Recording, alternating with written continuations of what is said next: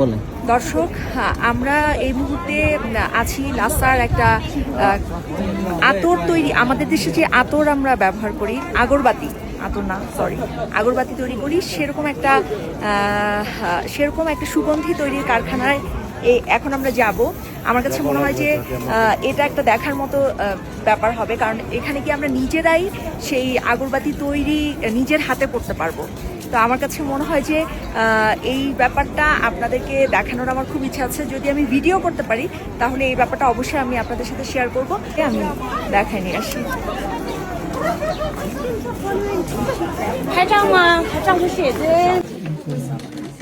অবশেষে আমরা এসে পৌঁছালাম সেই তিব্বতের ঐতিহ্যবাহী সুগন্ধি তৈরির কারখানায়। দেখতেই পাচ্ছেন এখানে অনেক ধরনের ইনগ্রেডিয়েন্টস দেওয়া আছে।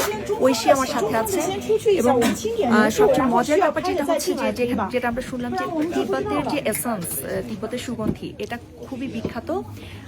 এবং আমার ধারণা আমরা খুবই এক্সাইটেড এর মধ্যে, এবং এটা বানানোর যে প্রসিডিওরটা সেটা আমরা খুব এনজয় করব। আমার সাথে মামুন ভাই আছেন, এবং এখানে যেটা হয়েছে যে সিএমজির অন্যান্য দেশ থেকে যারা এসেছেন তারাও আছেন। আমরা আজকে সবাই এটা বানানো শিখবো এবং নিজের হাতে তৈরি করব।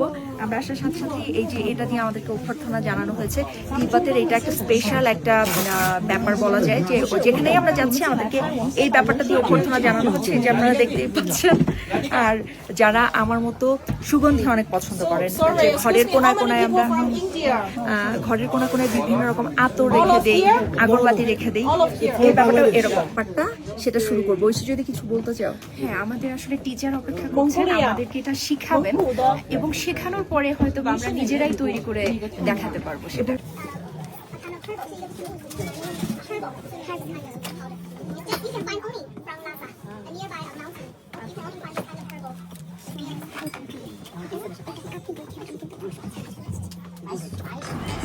বেশ কিছু উপকরণ দেওয়া হয় আমাদের সামনে। প্রথমে আমাদেরকে আর কি পুরো প্রক্রিয়াটা সম্পর্কে বলা হয়, তারপরে বেশ কিছু উপকরণ দেওয়া হয়। দেখতেই পাচ্ছেন, এটা নিয়ে আমি খুব এক্সাইটেড ছিলাম। এটা হচ্ছে লাল চন্দন, তারপরে হচ্ছে এই মানে মেজারমেন্ট স্পুন বলে ওরা এটা, কারণ মানে প্রত্যেকটা জিনিস কতটুকু নিতে হবে এই চামচের মাধ্যমে ওরা আর কি পরিমাপ করে।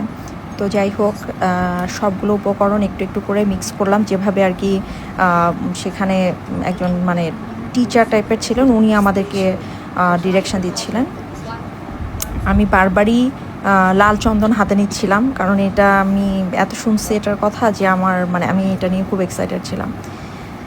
তো যাই হোক, ব্যাপারটা হচ্ছে যে এই ইনসেন্স মানে যে সুগন্ধি, এটা আসলে যত না বেশি সুগন্ধি তার চেয়ে ওদের ধর্মীয় গুরুত্ব এটার অনেক বেশি। কারণ হচ্ছে এই যে উপকরণগুলো আমাদের সামনে দেওয়া হয়েছে, এই প্রত্যেকটা জিনিস অনেক আর কি দুর্গম অঞ্চল থেকে ওরা সংগ্রহ করে। তারপর শিক্ষকের নির্দেশনা অনুযায়ী সব কিছু একসাথে করে তারপরে এটার মধ্যে পানি দিয়ে, মানে যতটুকু পরিমাণ ততটুকু পানি দিয়ে এটাকে একটা মাড তৈরি করে, মানে কাদা কাদা টাইপের একটা জিনিস তৈরি করে তারপরে সেটাকে বিভিন্ন শেপ দিয়ে এই সুগন্ধিটা তৈরি করা হয়।